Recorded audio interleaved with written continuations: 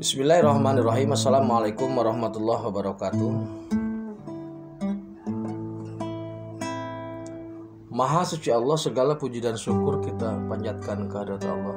Semoga kita selalu dalam bimbingan rahmat dan ridho Allah Subhanahu wa taala. Subhanallah walhamdulillah, astagfirullah, wallahu akbar.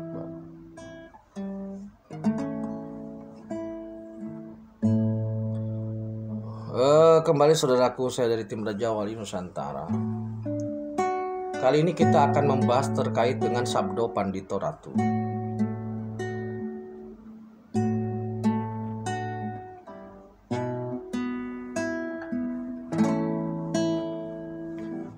Secara sederhana, Sabdo Pandito Ratu itu adalah suatu hukum atau suatu ketetapan, suatu keputusan atau suatu perintah, sebenarnya biar mudah, perintah dari seorang maha guru lah. Itu aja udah, biar sederhananya begitu. Nah, Sabdo Pandito Ratu ini sebenarnya miliknya iblis, sebenarnya aslinya awalnya. Kenapa iblis memiliki Sabdo Pandito Ratu? Jadi Sabdo Pandito Ratu itu karakternya seucap nyata gitu loh. Kalau seseorang yang memiliki Sabdo Pandito Ratu itu, kalau dia bicara pasti terlaksana. Jadi takdir Allah seiring dengan ucapannya gitu loh. Karena ucapan, sikap, perilaku, tingkah laku dan sebagainya itu sudah manunggal. Jadi af'alnya Allah sudah manunggal dalam sosok seseorang. Jadi ketika sosok tersebut mengeluarkan suatu sabdo, maka sabdo itu akan menjadi kenyataan. Itu maksudnya.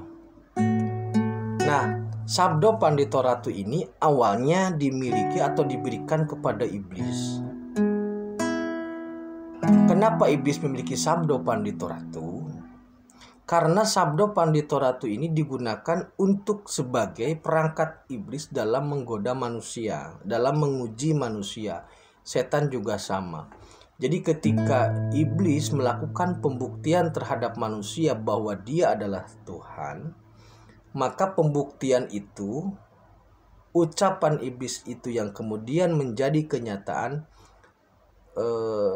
itulah yang kemudian dijadikan atau disebut dengan sabdo gitu loh. Jadi kalau kita telaah lebih dalam,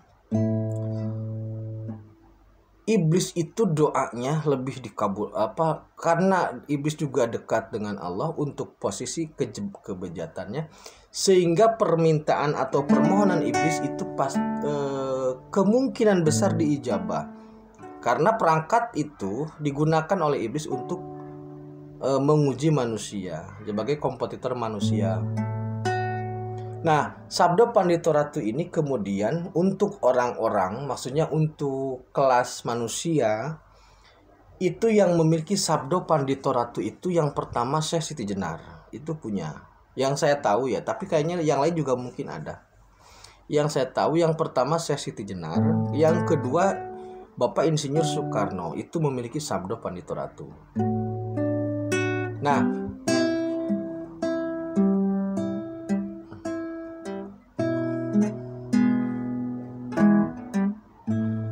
kemudian ke depan Sabdo Pandito Ratu itu akan atau sudah melekat dengan SP, karena ujian SP ketika mengalahkan iblis. Jadi Sabdo Pandito Ratu yang tadinya ada di iblis itu diambil alih gitu loh. Sehingga karakteristik sabdo iblis itu tidak sekencang dulu. Karena otoritasnya, authorize-nya itu sudah diambil oleh SP. Jadi ketika iblis melakukan sabdo, maka sabdo itu akan dievaluasi dulu, akan ditinjau ulang dulu gitu loh. Kalau sederhananya sabdo itu kayak beginilah. Ketika ada orang tua, apalagi seorang ibu ya, yang memberikan sumpah serapah kepada anaknya, atau seorang ibu yang mendoakan kebaikan untuk anaknya, itu biasanya dua-duanya berhasil gitu loh. Kebanyakan berhasil. Kalau sang ibu soleh kemudian mendoakan anaknya dengan baik, biasanya atau seringkali, dan saya berkeyakinan doanya diijabah Allah. Nah, ucapan ibu terhadap anak, apakah itu baik ataupun buruk, itu namanya sabdo gitu loh. Namun karena karakteristiknya bukan pandito ratu, maka tidak semua apa yang diucapkan ibu itu, tidak semua ibu-ibu yang mengucapkan kebaikan ataupun keburukan terjadi gitu loh, karena level sabdonya tidak sama. Nah, untuk SP ini sabdonya pandito ratu.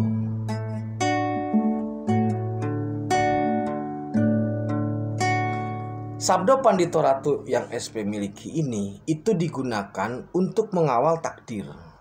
Jadi karena SP ini adalah posisinya wakil Gusti gitu ya untuk mengelola jagat raya, maka sabdonya itu digunakan untuk mengawal proses atau untuk mengawal keberlangsungan jagat raya. Jadi ketika seumpama begini,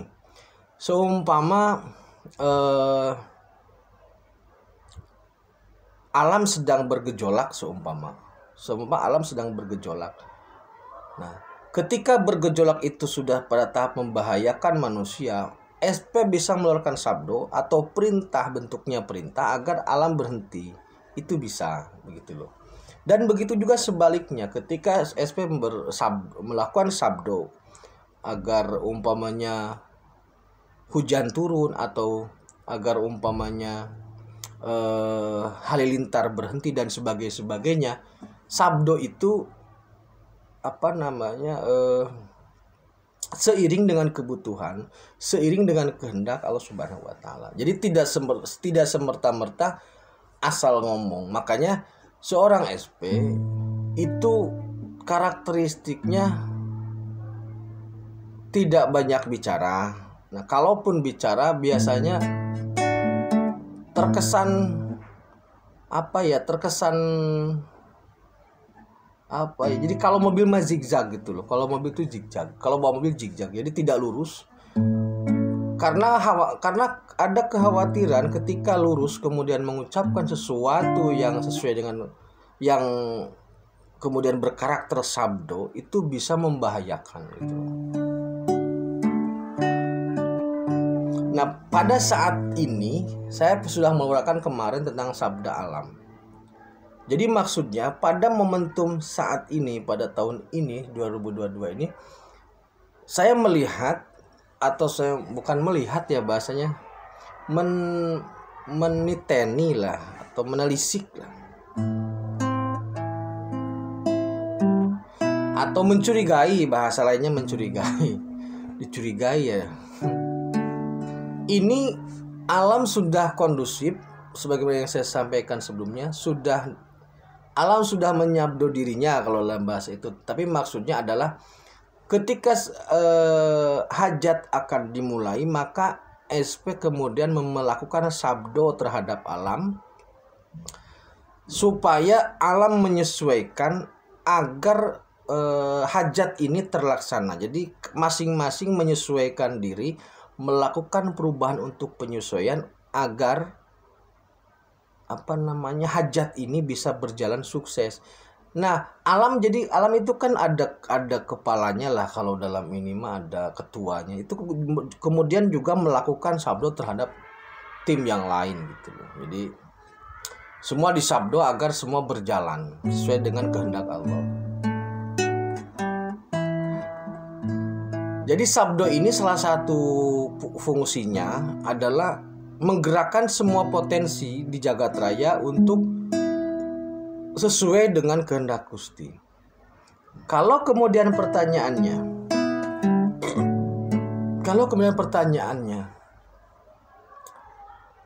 kan sebelumnya Allah itu netral, kenapa ada kehendak? Maksudnya itu Allah itu netral, tetapi ada kehendak. Yang pertama, kehendak Allah itu hak Allah. Itu yang pertama. Kemudian yang kedua, makna kehendak Allah di sini terkait dengan hajat ini adalah untuk melakukan reposisi jagat raya gitu loh.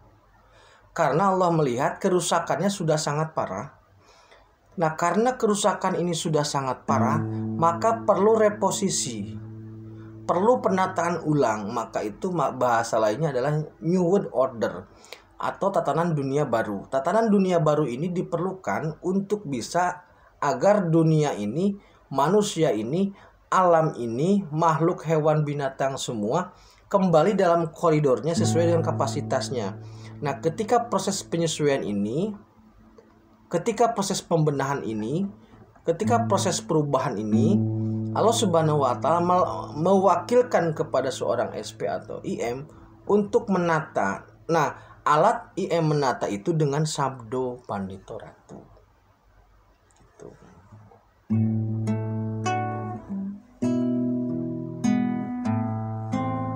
Sabdo Pandito Ratu itu semacam apa sih? Bukan sumpah serapah lah ya semacam seperti itulah, semacam sebuah instruksi karena jadi gini saudaraku, apakah SP itu sakti gitu ya? Jawabannya ya tidak gitu. Karena ini bahasanya bukan lagi sakti, karena sakti itu levelnya meta atau metafisika.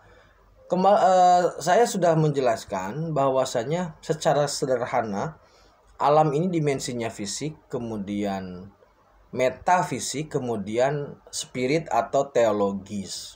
Nah, bahasa sakti itu adanya di ruang atau di dimensi metafisika. Jadi terkait dengan siluman, jin, setan, dan iblis, itu sakti. Tetapi kalau sudah di atas meta atau di spirit atau di dimensi teologis, di langit 7, kemudian Sidratul Muntaha, Sidratul Mustawa, kemudian ars, itu sudah tidak ada bahasa kesaktian, karena di dimensi itu tidak ada lagi nafsu, semua berjalan sesuai kehendak Allah, tidak ada lagi kepentingan. Maka di sana yang bergerak sesuai dengan kehendak Allah. Penataan ini kehendak Allah, penataan iblis kehendak Allah, penataan setan kehendak Allah, penataan lingkungan alam kehendak Allah. Maka ketika Allah berkehendak kemudian melakukan disposisi kerja kepada seorang SP atau IM, dan IM melakukan sabdo terhadap iblis, terhadap alam, setan, binatang, dan lainnya, tidak ada satupun yang akan berani melakukan kontra atau melakukan veto pada sabdo ini. Kenapa? Karena di balik sabdo ini adalah Gusti langsung, begitu maksudnya. Jadi bukan masalah sakti. Itu saudaraku ya, terkait dengan pendalaman dari Sabdo Pandito Ratu. Jadi Sabdo Pandito Ratu tidak terkait dengan senjata, maksudnya seperti keris lah, itulah sudah bukan level di situ. Kalau Sabdo Pandito Ratu Trisula Weda lah atau apa, nggak ada. Jadi nanti keris-keris itu ada ya, maksudnya keris-keris itu ada sebagai aksesoris, sebagai bentuk dari karya besar para leluhur. Tetapi kalau untuk sakti-saktinya sudah bukan lagi levelnya.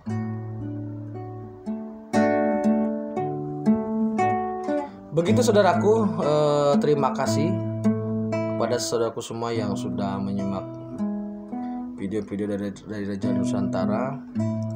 Semoga kita selalu dalam bimbingan dari Allah Subhanahu wa Ta'ala. Tetap tingkatkan iman dan amal soleh. Akhirul kalam. Assalamualaikum warahmatullahi wabarakatuh.